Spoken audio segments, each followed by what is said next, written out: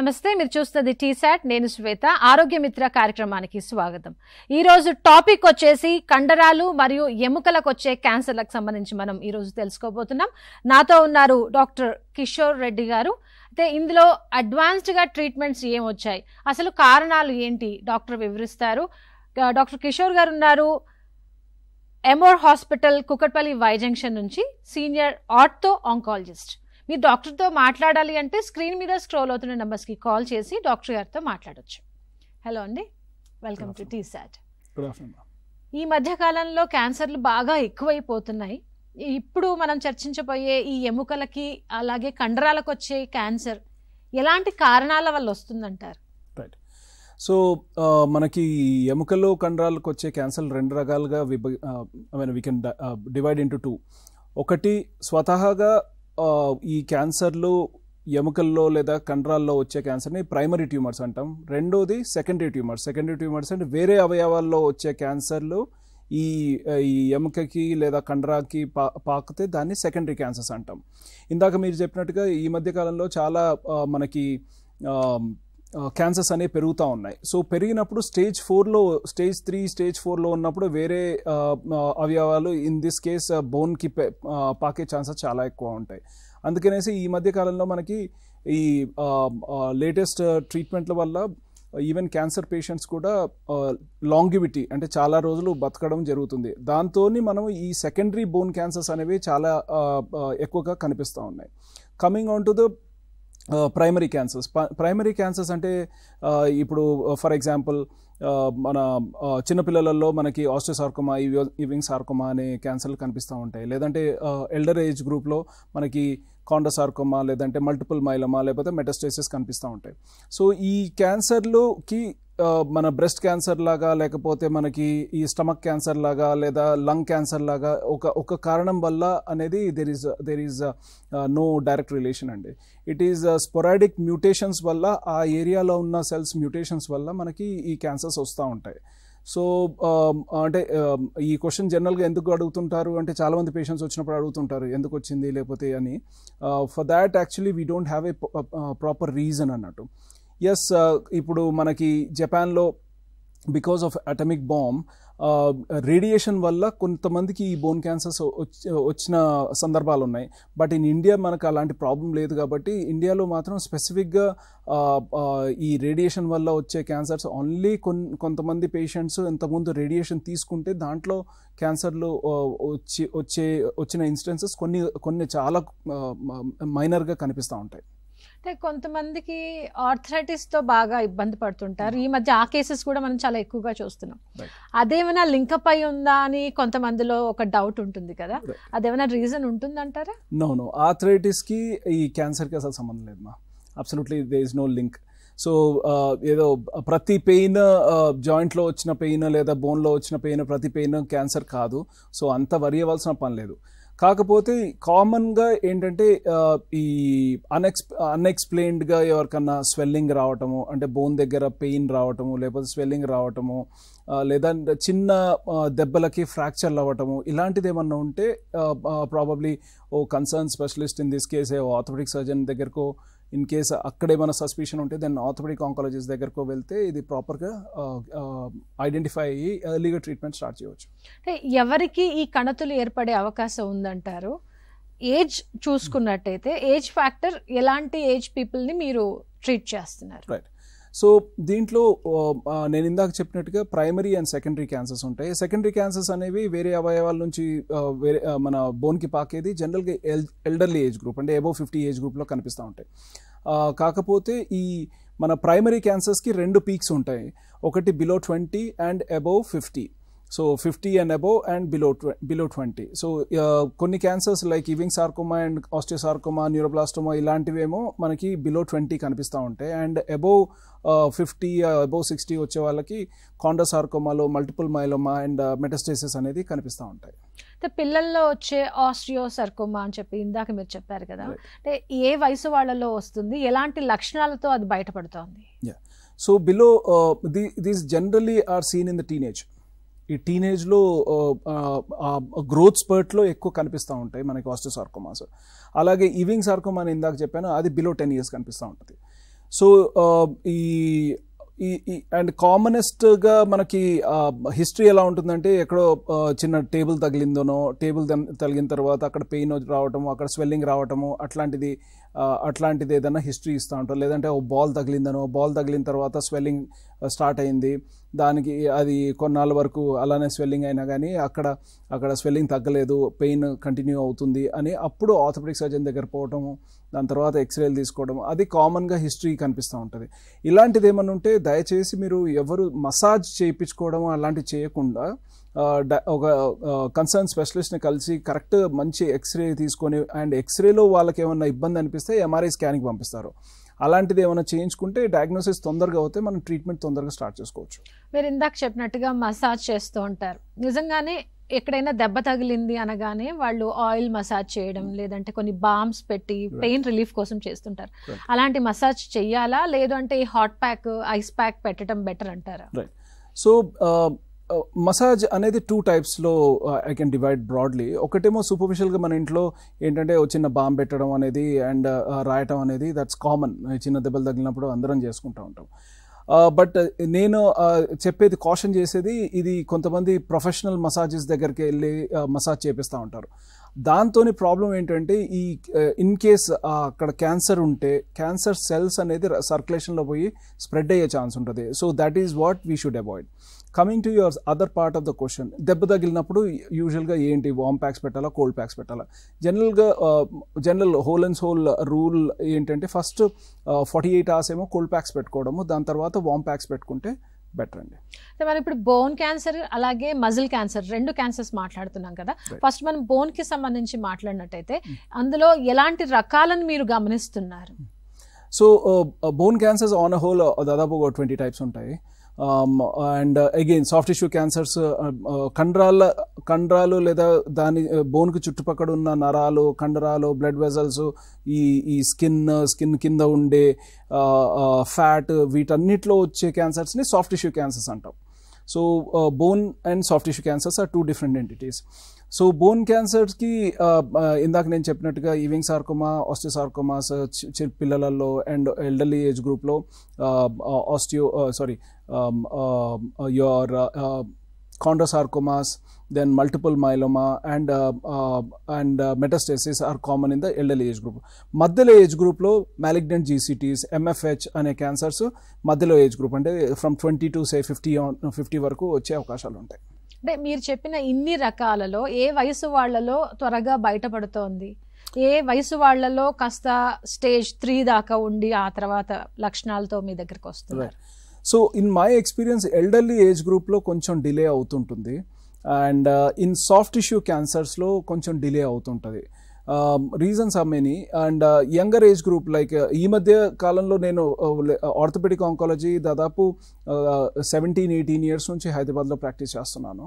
So నేను first హైదరాబాద్కి వచ్చినప్పుడు ఇది బోన్ క్యాన్సర్ మీద అవేర్నెస్ అంత ఎక్కువ లేకుండింది. ఇప్పుడు because of so many factors, because of internet, because of our own drive, we actually went and talk to lot of doctors and educated them about the prevalence of bone cancers in younger children and all. ఈ మధ్య కాలంలో కొంచెం తొందరగానే వస్తున్నారు. But say 10 years back probably ఈ మీరు అంటున్నట్టుగా stage 3 or already bone cancer spread అయిన తర్వాత వచ్చే క్యాన్సర్స్ ఎక్కువగా ఉండేవి. ఈ మధ్య కొంచెం తగ్గాయి. కండరాలు మరియు అధునాతన చికిత్సా విధానం, అలాగే బోన్ క్యాన్సర్ కి సంబంధించి ఈ రోజు మనం మాట్లాడుతున్నాం. Senior ortho oncologist doctor Kishore గారు మనతో ఉన్నారు. మనకు సంబంధించి ఆ వ్యాధికి వచ్చే లక్షణాలు, ఆ ట్రీట్మెంట్ కి సంబంధించి ఫుల్ డీటెయిల్డ్ గా ఎక్స్ప్లెయిన్ చేస్తున్నారు. డాక్టర్ గారితో మాట్లాడాలి అనుకునే వాళ్ళు, ఏమైనా డౌట్స్ ఉంటే, ఈ క్యాన్సరే కాకుండా ఇంకా మిగతా క్యాన్సర్ కి సంబంధించి మీకు ఏమైనా డౌట్స్ ఉంటే స్క్రీన్ మీద స్క్రోల్ అవుతున్న నంబర్స్ కి కాల్ చేసి మాతో మాట్లాడొచ్చు. ఇందాక మీరు చెప్తున్నారు ట్రీట్మెంట్కి సంబంధించి మనం మాట్లాడుకున్నట్టయితే ఎర్లీ స్టేజ్లో వస్తే వాళ్లకు ఏ విధంగా ఉంటుంది, ఆ తర్వాత కొంచెం స్టేజ్ 3లో 4లో వచ్చినట్టయితే ఎలా ఉంటుందంటారు? So let us start from beginning. Now ఇది ఈ ట్యూమర్ ఇట్లాంటిది ఐడెంటిఫై అయ్యేది నెంబర్ 1, మనము ఒక ప్రాపర్ ఎక్స్రే, డిజిటల్ ఎక్స్రే 2 వ్యూస్లో తీసుకొని దాంట్లో ఏమన్నా డౌట్ ఉంటే then we go for MRI scan. దాంట్లో మనకి ఈ ఆ బోన్లో ఎక్కడ వరకు ట్యూమర్ ఉంది, ఎంతవరకు ఉంది అనే దాన్ని మనకు తెలుస్తుంది. సో దాన్ని లోకల్ స్టేజింగ్ అంటాం. తర్వాత ఈ క్యాన్సర్ వేరే దగ్గర ఎక్కడన్నా పాకిందా లేదా అనేది చూడడానికి మనం అంటే జనరల్గా ఇలాంటి క్యాన్సర్స్ మనకు పాకేది ఊపిరితిత్తులో పాకుతాయి, లేదంటే వేరే ఎముకలలో పాకే అవకాశాలు ఉంటాయి. వాటి కొరకు మనము ఒక సిటీ చెస్ట్ అండ్ అవసరమైతే ఒక పెట్ స్కాన్ కూడా చేయించాల్సి వస్తుంది. దాంతో మనకి సిస్టమిక్ స్టేజింగ్ అంటే వేరే దగ్గర కూడా పాకిందా లేదా తెలుస్తుంది. సో బేసిక్గా స్టేజ్ 1 స్టేజ్ 2 అంటే లోకలైజ్డ్ డిసీజ్, అంటే అక్కడే డిసీజ్ అనేది అదే అవయవం అదే కాలు దగ్గర చేతి దగ్గర ఉంటే స్టేజ్ 1, 2లో వస్తుంది. స్టేజ్ 3 and 4 అనేది ఆల్రెడీ వేరే దగ్గర స్ప్రెడ్ అవుతే వస్తుంది. సో అంటాము మనము. సో బేసిక్గా ఏంటంటే ఈ ఎర్లీ స్టేజెస్ అంటే before it spreads to the other places మనం ట్రీట్మెంట్ స్టార్ట్ చేసుకుంటే మన క్యూర్ రేట్స్ చాలా బాగుంటాయి. ఓకే, ఇంకా అడ్వాన్స్ ట్రీట్మెంట్ గురించి మనం మాట్లాడుకునే ముందుగా ట్యూమర్స్కి సంబంధించి మీరు ఒకసారి ఎక్స్ప్లెయిన్ చేయండి. అంటే ఎవరిలో వస్తాయి, ఎప్పుడు వచ్చే ఛాన్సెస్ ఉన్నాయి? సో ఇందాక నేను చెప్పినట్టుగా there is no causative factor for bone and soft tissue cancer. So మనకి కాజిటివ్ ఫ్యాక్టర్ తెలియనప్పుడు, లేకపోతే మనకి ఐడెంటిఫైడ్ కాజిటివ్ ఫ్యాక్టర్ లేనప్పుడు ప్రివెన్షన్ అనేది చేయడం కష్టం.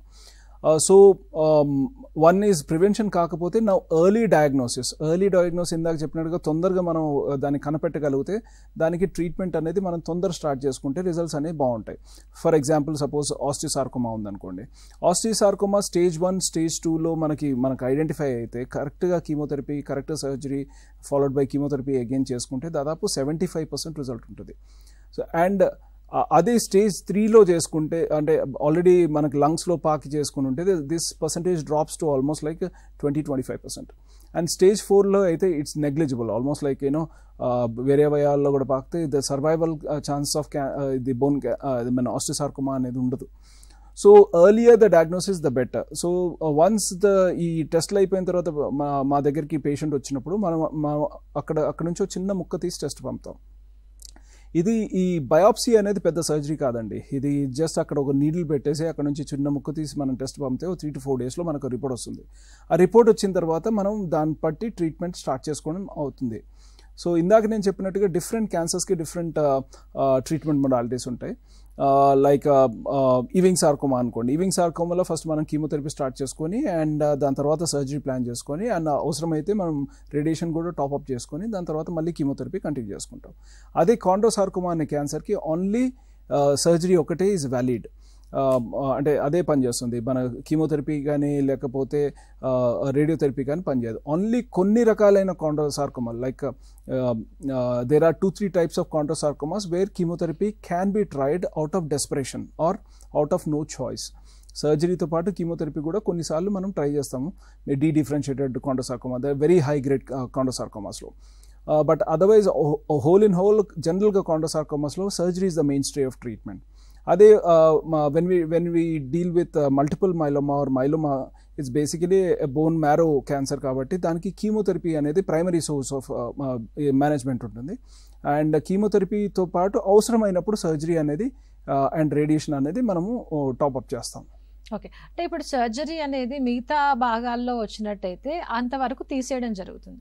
కానీ ఇప్పుడు బోన్కి వచ్చే క్యాన్సర్లో సర్జరీకి వెళ్లాల్సిన వస్తే ఇప్పుడు ఆ పేషెంట్ ముందుగానే భయపడిపోతారు. ఫస్ట్ క్యాన్సర్ అని తెలియగానే వాళ్ళు చాలా భయపడిపోతారు. ఆ తర్వాత ఈ సర్జరీ ప్రాసెస్ ఉంది అనగానే వాళ్ళు ఇంకా చాలా డిస్టర్బ్ అయిపోతారు. ఆ విధానం అంతా ఏ విధంగా ఉంటుందంటారు? So bone coming to the technicality of bone ఈ సర్జరీస్ టెక్నికాలిటీతో మీరు డిస్క్రైబ్ చేయాలంటే మాకు 3 parts ఉంటాయి ఒక సర్జరీలో. అంటే సేమ్ సర్జరీయే కానీ we actually divide into 3 parts. ఒకటి రిసెక్షన్ అంటే మొత్తం ట్యూమర్ అంటే క్యాన్సర్ అనేది ఎంతవరకు ఇన్వాల్వ్మెంట్ ఉంటుందో ఆ ఇన్వాల్వ్మెంట్ మొత్తం తీయడం అనేది దాన్ని రిసెక్షన్ అంటాం. రిసెక్షన్లో ఓన్లీ క్యాన్సరే కాదు, క్యాన్సర్ వచ్చిన అవయవమే కాకుండా ఆ సరౌండింగ్ టిష్యూ కూడా మేము కొంచెం తీస్తాం. ఎందుకంటే మైక్రోస్కోపిక్గా ఈ క్యాన్సర్ కణుతులు అక్కడ ఉండే అవకాశం ఉంటుంది కాబట్టి we take it with a margin, దాన్ని మార్జిన్ అంటాం. సో మార్జిన్తో పాటు మొత్తం క్యాన్సర్ సెల్స్ క్యాన్సర్ ఉండే ఎంత భాగం అయితే బోన్ ఇన్వాల్వ్మెంట్ ఉంటుందో అది మొత్తం తీస్తాం. దాంట్లో రక్తనాళం ఇన్వాల్వ్ అయితే రక్తనాళం కూడా మారుస్తాం, నరం ఇన్వాల్వ్ అయితే నరం కూడా మారుస్తాం, జాయింట్ ఇన్వాల్వ్మెంట్ అయితే జాయింట్ కూడా మారుస్తాం. So absolutely there is no problem. ఇది అయిన తర్వాత రెండోది స్ట్రక్చరలీ ఆ బోన్కి ఆల్టర్నేట్గా we put various things. Sometimes మేము కృత్రిమ ఎముక అంటారు కదా, అది పెడతాం, అంటే మెటల్ రాడ్ లాంటిది. లేదు కొన్నిసార్లు వేరే వాళ్ళ బోన్ పెడతాం, కొన్నిసార్లు పేషెంట్ సొంత బోన్ అంటే వాళ్ళదే వేరే దగ్గర నుంచి బోన్ తీసి అక్కడ along with the blood vessel పెడతాం. కొన్నిసార్లు only rods and along with cement పెడతాం. So they are various types of reconstruction. So ఈ బోన్ రికన్స్ట్రక్షన్ అయిపోయిన తర్వాత దెన్ సాఫ్ట్ టిష్యూ రికన్స్ట్రక్షన్ వస్తుంది. అంటే దాని చుట్టుపక్కల ఉన్న కండ నరాలు అవి కూడా ఇన్వాల్వ్ అవి కూడా తీసేసినప్పుడు దాన్ని కూడా మేము రికన్స్ట్రక్షన్ చేస్తాం. సో బేసికలీ ఒక్క సర్జరీయే మేము 3 parts లాగా డివైడ్ చేసుకొని దెన్ వీ గో హెడ్ అన్నట్టు. సో వన్స్ ఈ సర్జరీ ఇదంతా కరెక్ట్గా చేసిన తర్వాత జనరల్గా the patients will be up and walking within no time. And ఈ పేషెంట్కి ఫియర్ ఉండాల్సిన అంత అవసరం లేదు. అన్ని క్యాన్సర్ లాగా ఇది ఒక క్యాన్సర్. అండ్ లేటెస్ట్ ట్రీట్మెంట్లతోని జనరల్గా మా దగ్గర ఉన్న ఎంత పెద్ద ఎముక మేము రిసెక్ట్ చేసినా కానీ with in 2 days the patient is walking full weight bearing. Okay, అంటే కొన్ని సందర్భాల్లో రాడ్ పెట్టాల్సి వస్తుంది. అంటే కొన్ని సందర్భాల్లో వాళ్ళ బాడీలోంచి ఎక్కడి నుంచైనా బోన్ తీసి పెడుతున్నారంటే వాళ్ళు ఓకే ఫైన్ బోనే ఉంది కదా అని చెప్పేసి మెంటల్ గా కొంచెం వాళ్ళు రిలీఫ్ అయినా, ఈ రాడ్ పెట్టే కేసెస్ లో మాత్రం వాళ్ళు కొంచెం ఇంకా కాస్త భయపడిపోతున్నారు. ఇన్ఫెక్షన్స్ వచ్చే ఛాన్సెస్ ఏమైనా ఉంటాయి? That's a very good question. So bone tumour, bone cancer cases ఏవైతే డీల్ చేసే సెంటర్స్ ఉన్నాయో these are very very specific centres. అన్ని సెంటర్స్లో ఎందుకు డీల్ చేయరంటే కాంప్లికేషన్ రేట్స్ ఎక్కువగా ఉంటాయండి. సో సర్జరీ చేయడమే కాదు, ఆ సర్జరీకి చేసినప్పుడు ఏమైనా కాంప్లికేషన్స్ వస్తే వాటిని డీల్ చేసుకునే టెక్నికల్ కేపబిలిటీ కూడా ఆ సెంటర్కి ఉండాలి. సో యాజ్ యూ టోల్డ్, కరెక్ట్గా మనము సర్జరీ చేస్తే ఇన్ఫెక్షన్ ఛాన్సెస్ జనరల్గా జాయింట్ రిప్లేస్మెంట్ చేసుకునే ఇన్ఫెక్షన్ ఛాన్సెస్ లాగే ఇది కూడా ఉంటుంది. But in a centre which అంటే రెగ్యులర్గా ఇలాంటి కేసెస్ చెయ్యని సెంటర్లో ఇన్ఫెక్షన్ ఛాన్సెస్ చాలా ఎక్కువగా ఉంటాయి. అండ్ ప్రాబ్లం ఏంటంటే ఇంత పెద్ద మెటల్, అంటే జాయింట్ రిప్లేస్మెంట్ అంటే ఒకే జాయింట్ దగ్గర రీప్లేస్ చేస్తాం, మనం మొత్తం కాలు కానీ చెయ్యి కానీ మొత్తం రీప్లేస్ చేస్తున్నాం కాబట్టి మెటల్ అనేది లేదా ఫారెన్ బాడీ అనేది ఎక్కువగా ఉంటుంది. అలాంటప్పుడు ఇన్ఫెక్ట్ అయితే మనము that's a very big challenge. So prevention is better than cure అంటారు. సో ఇట్లాంటి పేషెంట్స్లో మనం కరెక్ట్ సెంటర్లో సర్జరీ చేసుకొని ఆ ఇన్ఫెక్షన్ రాకుండా ప్రివెంట్ చేయడమే is a better option rather than trying to cure it. So cure చేయాలంటే కూడా we do have infection sometimes. So it is a lengthy procedure, challenging procedure, repeated surgeries కూడా అవసరమయ్యే chance ఉంటాయి. But whole and whole మాలాంటి centres, అమోర్లో మాలాంటి centres been doing it for years together, సంవత్సరాల నుంచి ఈ కేసు చేస్తున్నప్పుడు మా rate of infection is around 2% అండి. ఓకే, అంటే ఎలాంటి కేసెస్లో ఇన్ఫెక్షన్స్ రావచ్చు? ఒకవేళ ఇన్ఫెక్ట్ అయితే ఎట్లా వాళ్ళకి తెలిసిపోతుందంటారా, లేదు డాక్టర్ దగ్గరికి వస్తేనే తెలుస్తుందా? అప్పుడు ఏమైనా సిమ్టమ్ ఏమైనా బయటపడుతుందంటారా? So infections irrespective of bone and soft tissue cancer, infections in orthopedics అనేది ఒక separate topic, and again at our center in Amor we are specialized in dealing with these infections. Infections 2 categories లాగా ఉంటాయండి. ఒకటి స్వతహాగా bone అంటే బాడీలో బయట నుంచి కాకుండా లోపల ఉన్న ఇన్ఫెక్షనే అక్కడ అటాక్ అయ్యి ఆ జాయింట్లోనో ఎముకలో ఇన్ఫెక్షన్ వస్తే దాన్ని ఎండోజీనియస్ ఇన్ఫెక్షన్ అంటాం. అదే వేరే దగ్గర నుంచి బయట నుంచి ఏదైనా ఇంజురీ అయింది అనుకోండి, ఏదైనా లేదా సర్జరీ అయ్యి లోపల రాడ్ పెట్టారు, ప్లేట్ పెట్టారు, లేదంటే బయట ఇంజురీ అయ్యి కట్ అయిపోయింది, అప్పుడు బయట నుంచి ఇన్ఫెక్షన్ లేదా ఇంజెక్షన్ ఇచ్చారు, అప్పుడు బయట నుంచి ఒక సోర్స్ ఆఫ్ ఇన్ఫెక్షన్ వచ్చి అక్కడ ఇన్ఫెక్షన్ అయ్యే ఛాన్స్ ఉండదు, దాన్ని ఎక్సోజీనియస్ సోర్స్ అంటాం. So ఎండోజీనియస్ source of infection like diabetes, uncontrolled diabetes కానీ, ఇమ్యూనోసప్రెసెంట్స్ అంటే ఎవరైనా ఆర్గన్ ట్రాన్స్ప్లాంట్స్ అలాంటివి చేసినప్పుడు ఇమ్యూనోసప్రెసెంట్స్ మీద ఉంటారు. క్యాన్సర్ పేషెంట్స్లో కూడా ఇమ్యూనిటీ తక్కువ అవుతుంది, వాళ్ళలో కూడా ఈ బోన్ క్యాన్సర్లో వచ్చే అవకాశం ఉంటుంది.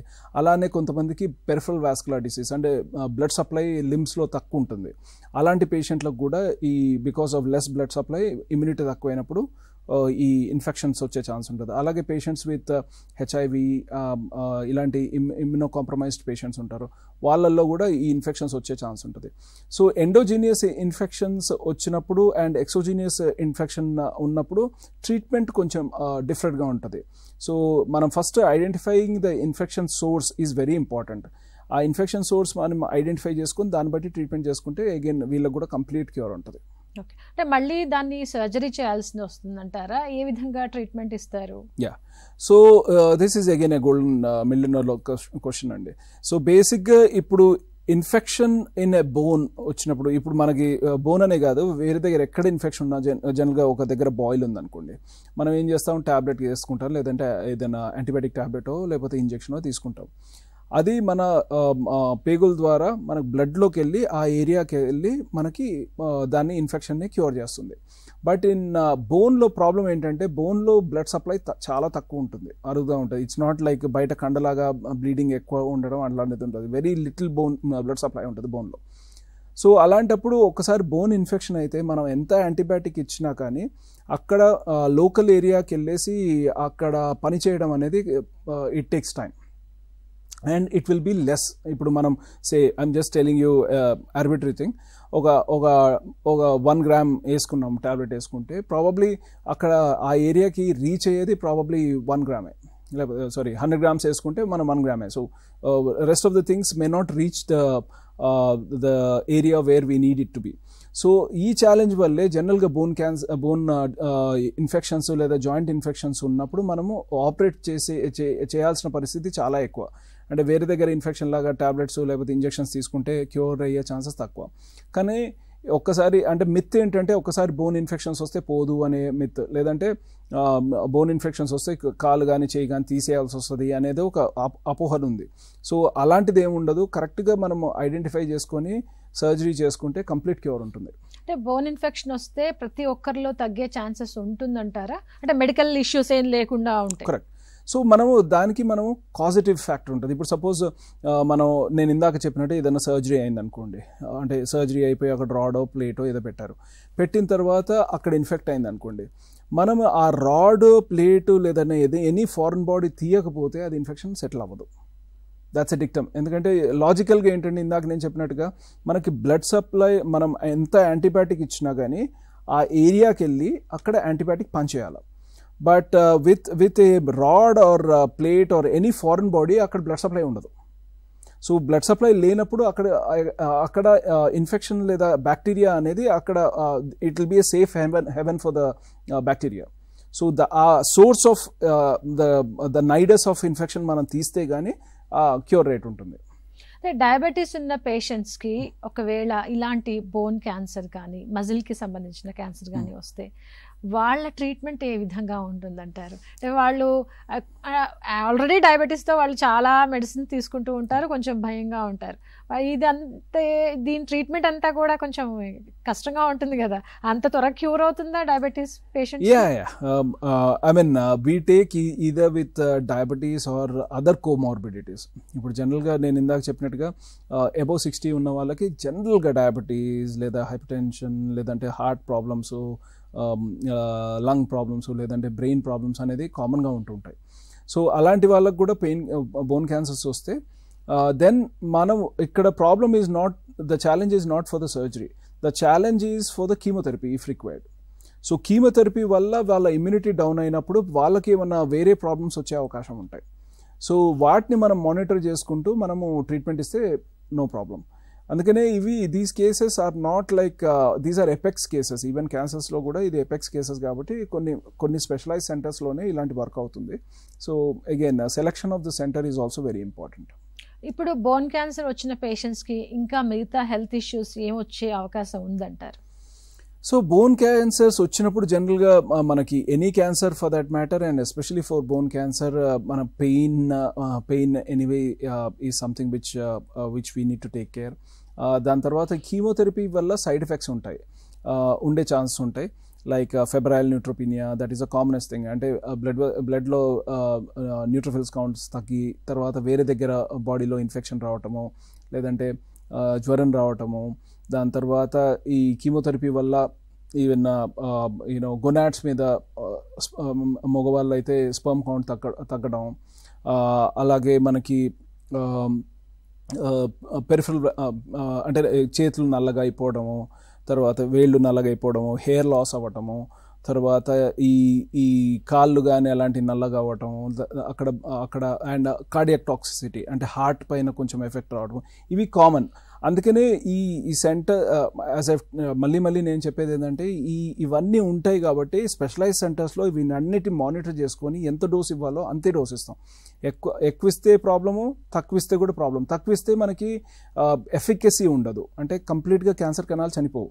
సో మనకి సైడ్ ఎఫెక్ట్లు తగ్గినా కానీ యాక్చువల్గా దాని రిజల్ట్ అనేది మనకి కొన్నాళ్ళు అయిన తర్వాత మళ్ళీ ట్యూమర్ మళ్ళీ రికవర్ అవుతుంది.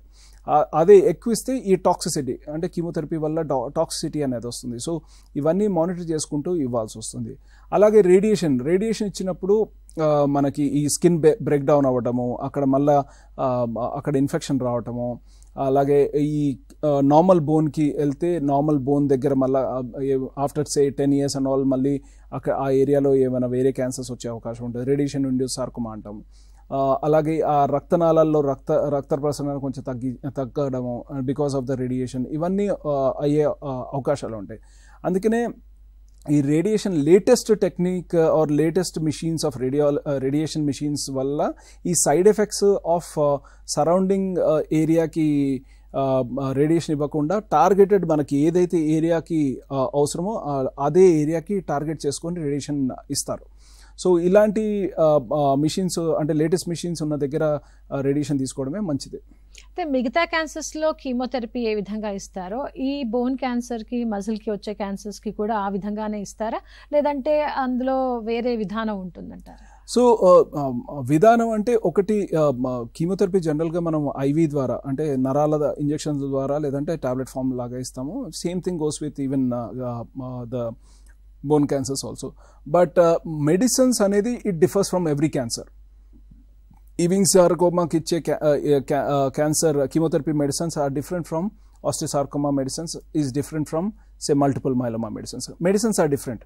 అలాగే వాటికి ఉన్న టాక్సిసిటీ అంటే దానికి ఉన్న సైడ్ ఎఫెక్ట్స్ కూడా all the 3 are different. So మనము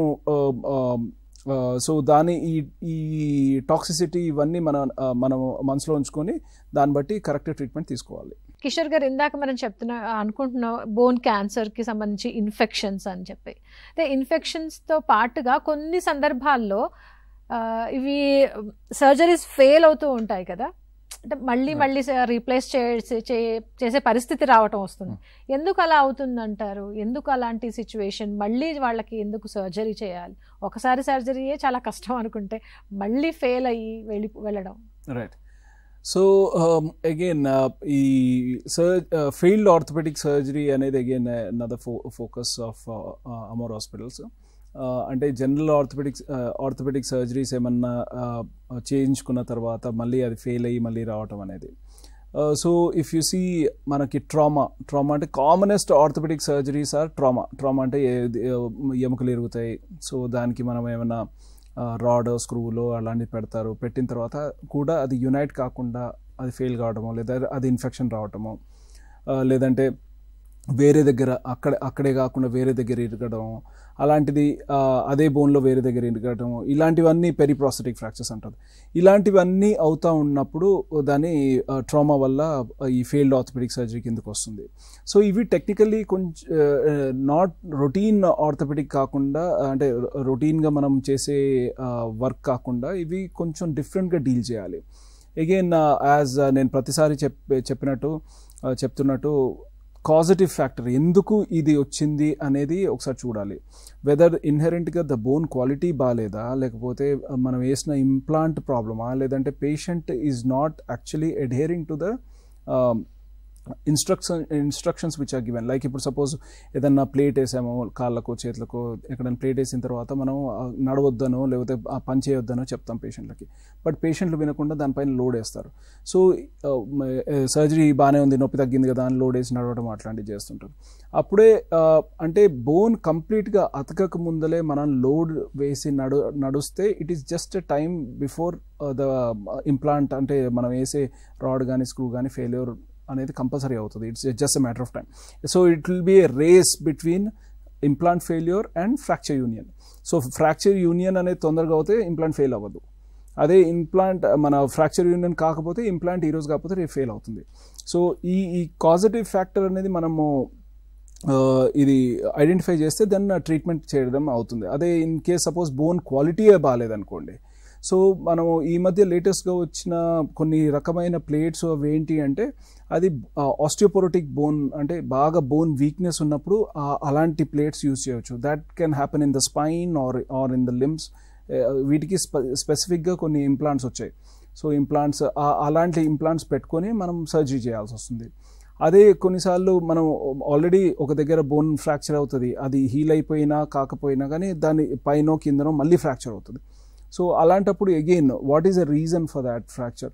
is it because of just ఇంజురీయా, లేకపోతే బికాస్ ఆఫ్ ఇన్హెరెంట్గా బోన్ క్వాలిటీ సరిగ్గా లేదా, లేకపోతే అక్కడ ఏమైనా ఇంకేమైనా ప్రాబ్లం ఉందా, లేదా ఏమైనా ఇన్ఫెక్షన్ ఏమైనా ఉందా, అది ఒకసారి చూసుకొని ఆ కాజిటివ్ ఫ్యాక్టర్స్ని మనము డీల్ చేసుకుంటే క్యూర్ రేట్ ఉంటుంది. ఎలాంటి ఫ్రాక్చర్స్కి అక్కడ కట్ చేసి మనం ఓపెన్ చేసి సర్జరీ చేయాలి?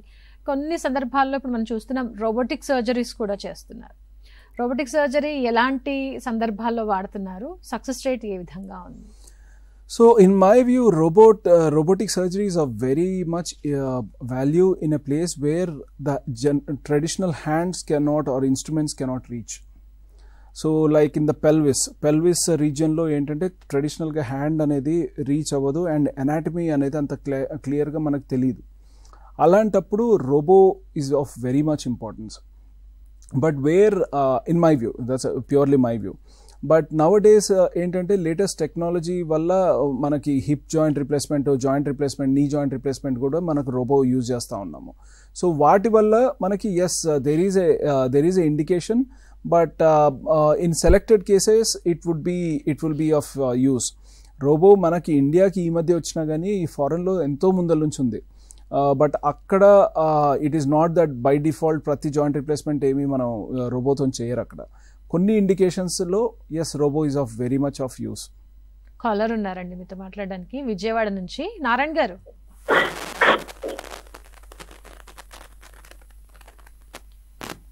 నారాయణ గారు, హలో. మీ కాల్ కనెక్ట్ అయిందండి, డాక్టర్ గారు వింటున్నారు, మీ సమస్య ఏంటో చెప్పండి. లేదమ్మా, నాకు మొన్న ఒకసారి 4 నెలలు అవుతుంది. 4 నెలల నుంచి కాలు వచ్చేటప్పుడు బండి మీద, యాక్టివ్ బండి మీద వస్తుంటే కుక్కడ్డు వస్తే నేను పడ్డాను కంచర్లో.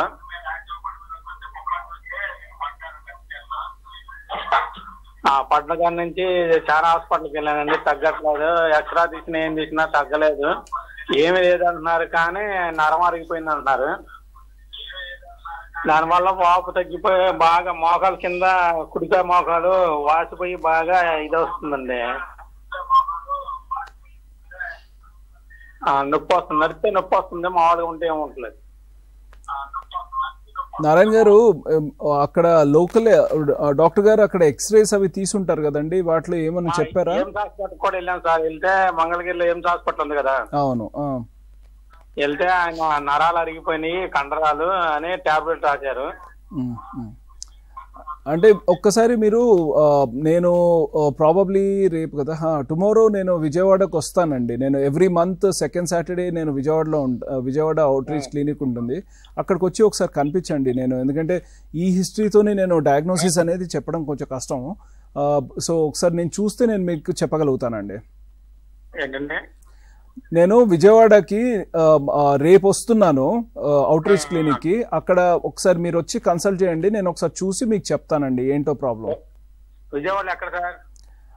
అది ఫోన్ నెంబర్ ఉంటుందండి, అక్కడికి వచ్చి ఒకసారి కనుక్కోండి, నేను చెప్తాను.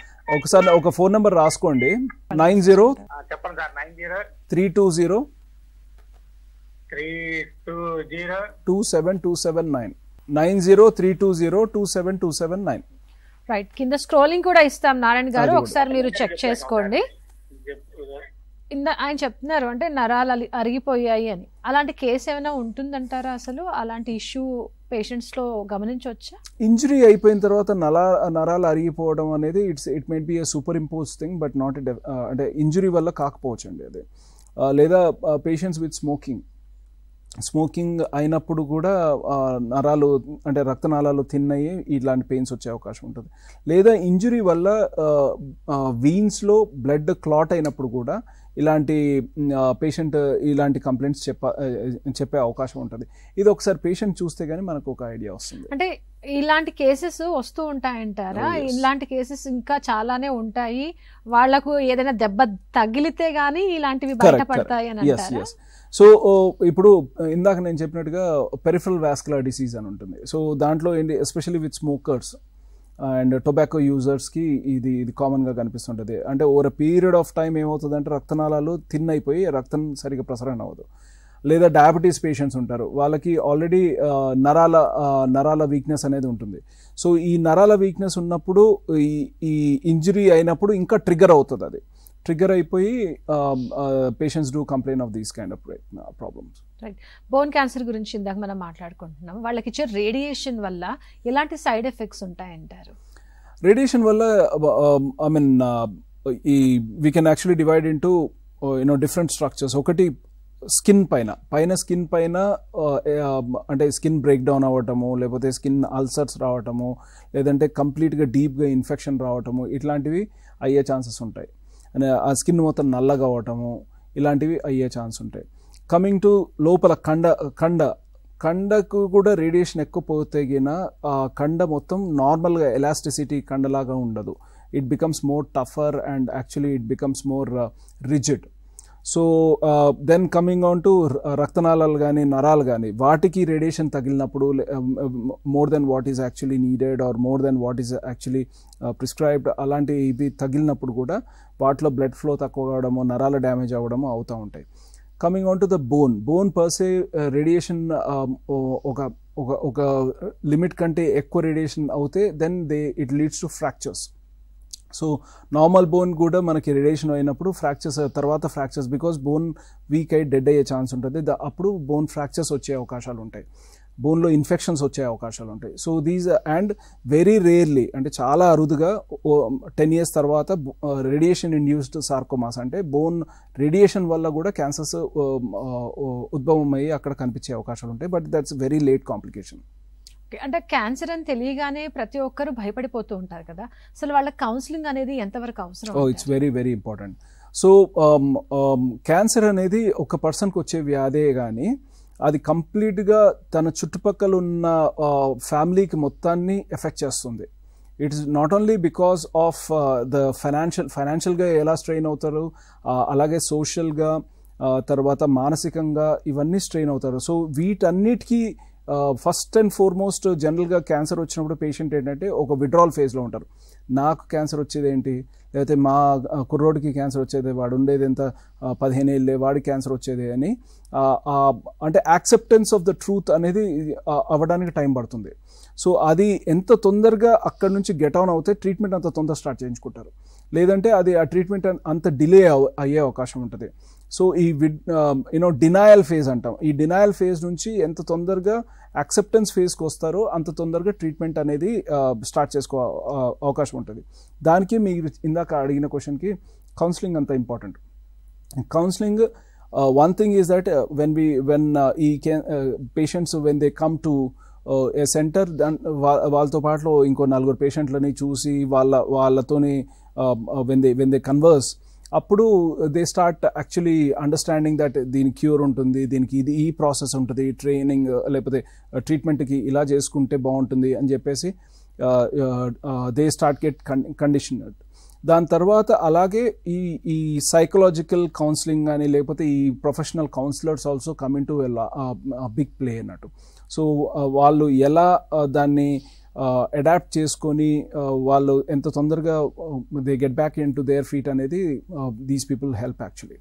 ఫ్యామిలీ హిస్టరీ ఉంటే ఈ బోన్ కానీ మజిల్ క్యాన్సర్ కానీ వచ్చే ఛాన్సెస్ ఎంత వరకు ఉంటాయి? It's very rare. There is a P53 gene అని ఒకటి ఉంటుంది, that runs in some families, very rare. అలాగే ఇప్పుడు కాండోసార్కోమా అని ఇందాక చెప్పాను, ఆ కాండోసార్కోమాలో లేదంటే can come in 2 conditions. The osteochondromas అని ఉంటాయి, అది బోన్లో అవుట్ గ్రోత్ ఉంటుంది. అలాంటి ఆస్టియోకాండ్రోమాస్ ఉన్న వాళ్ళకి వెరీ వెరీ రేర్గా, అంటే 1% of them can land up into chondrosarcoma. ఈ ఆస్టియోకాండ్రోమాస్ అనేది ఇట్స్ ఫెమిలియల్. అండ్ అలాగే ఆలియర్స్ డిసీజ్ అని ఉంటుంది, లేదంటే ఎన్కాండ్రోమస్, మల్టిపుల్ ఎన్కాండ్రోమస్, అంటే చాలా ఏరియాస్లో బోన్ గ్రోత్స్ ఉంటాయి.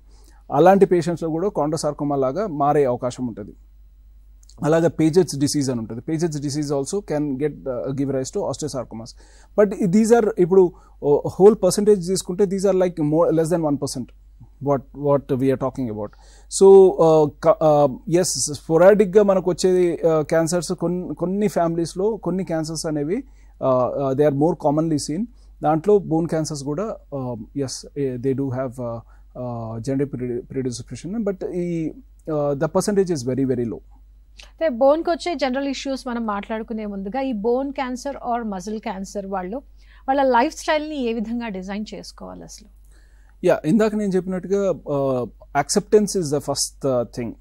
అండ్ మనం ఒకటి ఏంటంటే we try to give the best possible care to the patient, and even మనం సర్జరీ చేసి అక్కడ మొత్తం రాడ్ అదంతా పెట్టినా కానీ we have to understand what God has given us is the best. No human being or no technology can actually replace what God has given. So we will actually do whatever we can, but that cannot be as a supplement, or it cannot be like better than what was there before. So ఈ aspect మనం we have to keep it in our mind.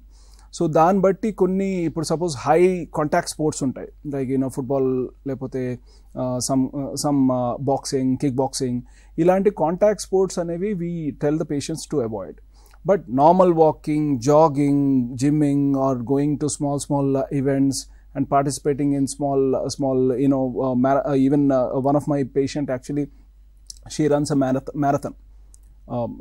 She jogs, she doesn't run, but she jogs in a marathon. But that's a big achievement. Oka bone cancer nunchi survive అయిపోయి దాని తర్వాత she goes for marathon అనేది it's a very big thing.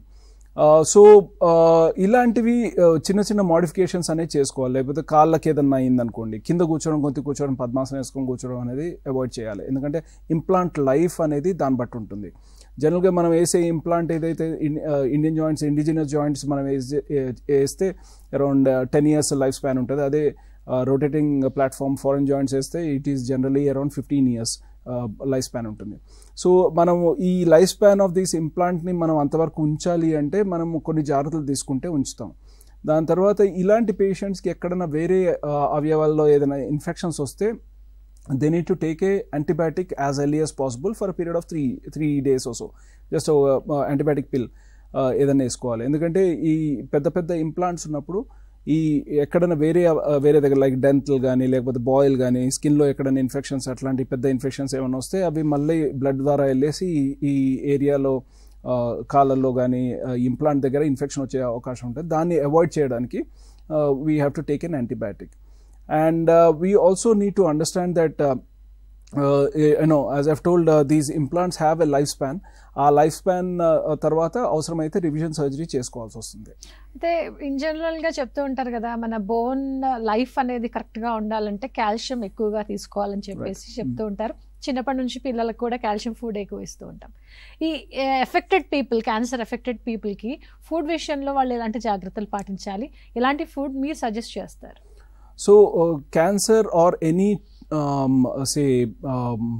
what should I say, big medical problem needs a lot of care, and especially what we advise is a lot of antioxidants, multivitamins, a lot of good fruits, vegetables, and protein rich food is what we advise the patient to take.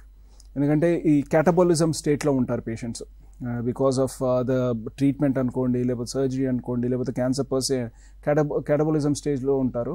And patient intake కూడా తగ్గిపోతుంది, యాపటైట్ తగ్గిపోతుంది. So ఇలాంటిది ఉన్నప్పుడు then we tell the patients to have some supplements, కొన్ని supplements తీసుకొని tablet ఫామ్లోనో లేకపోతే syrup ఫామ్లోనో లేకపోతే ఈవెన్ ఫ్రూట్స్ అండ్ వెజిటబుల్స్ తీసుకోగలిగితే అలాంటివి తీసుకొని we tell the patient to be active and up and about. అదే ఈ bone cancer are muscle cancer కాకుండా బోన్స్కి ఇన్ జనరల్గా వచ్చే హెల్త్ ఇష్యూస్ ఏ ఉంటాయి అంటారు? సో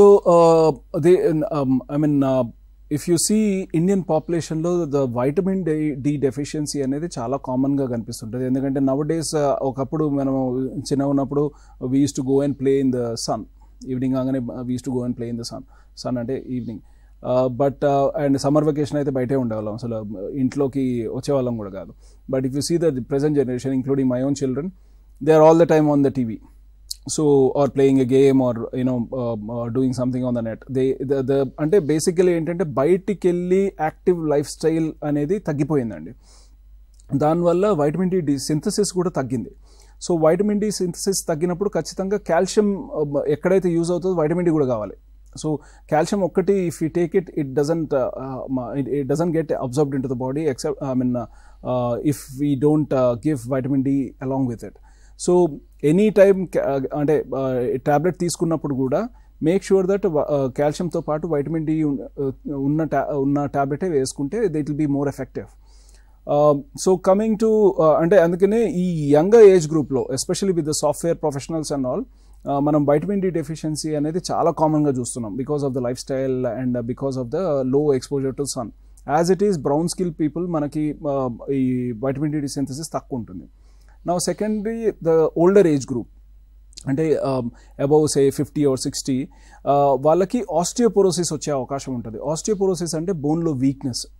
బోన్లో weakness again is because of చాలా రీజన్స్ ఉంటాయి. అగైన్ ఇందాక నేను చెప్పినట్టుగా lifestyle also, body weight also, malabsorption అంటే సరిగ్గా తినకపోవడం, తిన్నా కానీ ఒక టైప్ ఆఫ్ ఫుడ్ తినడము, not a variety of food, calcium rich food తినకుండా అండ్ వైటమిన్ డి సింథసిస్ చేయకపోతే కూడా వస్తుంది. కొన్నిసార్లు మల్టిపుల్ మైలోమా అనే క్యాన్సర్ ఇందాక నేను చెప్పినట్టుగా దాంట్లో కూడా బోన్ వీక్నెస్ అంటే ఆస్టియోపోరోసిస్తోని కొన్ని కేసెస్ బయటపడతాయి. సో ఇవన్నీ కూడా కొన్ని కారణాలు అవుతాయి. సో వీటిని మనము we have to treat the osteoporosis అనేది ఒక అంటే it's very commonly seen in especially in the Indian population and we need to treat it because number 1 bone pains అనేది ఆస్టియోపోరోసిస్ ఉంటే కామన్గా ఉంటుంది. తర్వాత సెకండ్ రీజన్ ఈజ్ ఈ ఆస్టియోపోరోసిస్ బోన్కి ఏదన్నా చిన్న ఇంజరీ అయినా కానీ ఫ్రాక్చర్స్ అయ్యే అవకాశం ఉంటుంది. సో ఆస్టియోపోరోసిస్కి మనము ట్రీట్ చేసుకుంటే we can actually prevent those fractures. So ఆస్టియోపోరోసిస్కి దే ఆర్ సింపుల్ టాబ్లెట్స్, లేదంటే వైటమిన్ డి డెఫిషియన్సీ ఉంటే దాన్ని సప్లిమెంట్ చేసుకోవడము, లేదంటే కొన్ని ఇంజెక్షన్స్ ఉంటాయి అది పెట్టుకోవడము, లేకపోతే క్యాప్సూల్స్ పెట్టుకోవడము, ఇలాంటివి చేసుకుంటే అండ్ గుడ్ డైట్ తీసుకుంటే we can actually prevent all this. అంటే ఈ ఆర్థోపోరోసిస్ కావచ్చు, ఆర్థరైటిస్ కావచ్చు, ఇవన్నీ కూడా ఎలాంటి వాళ్ళు ఎఫెక్ట్ అవుతున్నారంటారు? అంటే ఈ వైటమిన్ డి డెఫిషియన్సీ వాళ్ళు అంటారా? ఏజ్ గ్రూప్ చూసుకుంటే ఎవరు ఉంటున్నారంటారు? ఆఫ్టర్ కోవిడ్ ఇంకా ఎక్కువ అయిపోయాయి కదా. Absolutely true. So vitamin D deficiency is సర్వసాధారణంగా అందరికీ ఉంటున్నాయి and especially the younger age group. The sedentary lifestyle, sitting in a office and doing even for that matter నేను కూడా థియేటర్లో ఉంటాను లేకపోతే హాస్పిటల్లో ఉంటాను. My exposure to sun is also very minimal. So అందుకనే నేను కూడా ఈ వైటమిన్ డి క్యాప్సూల్స్ వేసుకుంటా ఉంటాను మధ్య. పొలాల్లో పనిచేసే రైతుల్లో కూడా వైటమిన్ డి డెఫిషియన్సీ ఉంది అని చెప్పేసి తాజా అధ్యయనాలు చెప్తున్నాయి. So the problem is that the synthesis in a brown skin people is less. So అందుకనేసి మనకి ఇండియన్ పాపులేషన్లో వైటమిన్ డి డెఫిషియన్సీ చాలా కామన్గా కనిపిస్తుంటుంది. So and that's how genetically we are made, so we cannot, and because of this genetic makeup mana synthesis ante ekku undadu. Ade Caucasian race ante westerners ki emundi, they go for a sun bath and they get their synthesized. So yes, manaki mana because of these probably we need to keep taking some vitamin D pills or something, or have a lifestyle wherein we get at least moderately exposed to the sun. And coming to your other question, madam, is about the osteoporosis and osteoarthritis. Joint lo arugdalani osteoarthritis antamu, and bone lo weakness ni osteoporosis antamu. Osteoporosis gurinchi indaga manam maatladukunnam. Osteoarthritis anedi joint lo arugdala. Generally idi older age group lo kanipistundi. Younger age group lo rendu కారణాలుగా రావచ్చు. ఒకటి ఏదైనా injury అవుతే, అంటే ఏదైనా fracture అయింది లేకపోతే లోపల ligament injury అవుతుంది. మోకాళ్ళ అరుగుదల అనేది ఇండియన్ పాపులేషన్లో most commonest. So I'm talking about the మోకాళ్ళల్లో ఆస్టియోఆర్థరైటిస్. ఒకటి ఇంజరీ అయితే యంగర్ ఏజ్ గ్రూప్లో రావచ్చు, లేదంటే రుమటాయిడ్ ఆర్థరైటిస్ లేదా కీళ్ళవాతాలు ఉన్న వాళ్ళకు కూడా ఇట్లా ఆస్టియోఆర్థరైటిస్ అయ్యే అవకాశం ఉంటుంది. బట్ జనరల్గా అదర్వైజ్ అబౌవ్ 60 లేకపోతే అబౌవ్ 50 ఉన్న వాళ్ళకి వచ్చే అవకాశాలు ఉంటుంది. ఈ మధ్య కాలంలో ఈవెన్ 40s కూడా మనం అరుగుదల చూస్తున్నాం వితౌట్ ఎనీ రీజన్. కారణాలు many, again the lifestyle, weight, body weight, then not doing enough physical activity, all these, not stretching the joints more. So అందుకనే నేను యంగ్ పీపుల్కి నేను ఎప్పుడు యోగా అలాంటివి చేసుకొని జాయింట్స్ సపోల్గా ఉంచి స్ట్రెచింగ్ చేసుకోమని నేను అడ్వైస్ చేస్తూ ఉంటాను. కమింగ్ బ్యాక్ టు ఆ టాపిక్ అండి, ఫైనల్లీ ఈ బోన్ క్యాన్సర్ కానీ మజిల్ క్యాన్సర్కి కానీ అధునాతన చికిత్సా విధానం అంటే ఏ విధంగా ఉంది? వాళ్ళు అంటే ఫినాన్షియల్గా కూడా వీక్ అయిపోయి ఉంటారు కదా, వాళ్ళు బేర్ చేసే విధంగానే ఉంటుందా? సో ఎస్, ఈ లేటెస్ట్ టెక్నాలజీ వల్ల మనము we do 3D printed implants.